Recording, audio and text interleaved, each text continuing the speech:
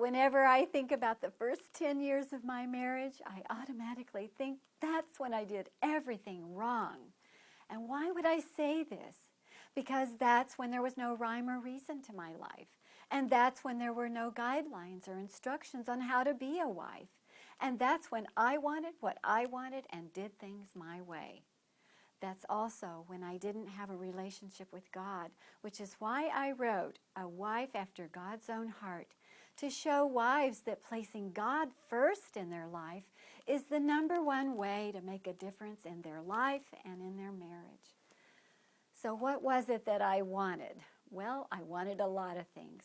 Things that most every woman wants. My personal I want list included happiness, fulfillment, a life of meaning and contribution. I didn't really want fame or fortune, and I wasn't interested in climbing any corporate ladders, shattering any glass ceilings. No, I wanted what I'm sure most women want, a life that matters, a life that counts. I dreamed of a life of joy and graciousness, and thrown into my dreams, of course, was a happy marriage. Oh, wow, that would be wonderful. But how do you and I, as wives, make our lives count?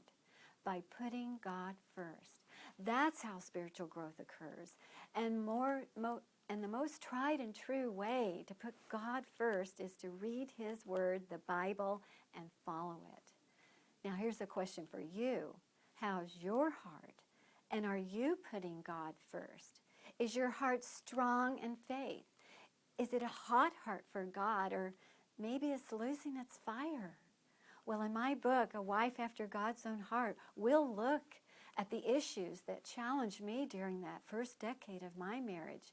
And as we walk together through it, I want to help you feel more confident as a wife, to communicate more effectively with your husband, to become a better team player, have more fun in your marriage, that's my personal favorite, and even improve and rekindle sexual intimacy with your husband.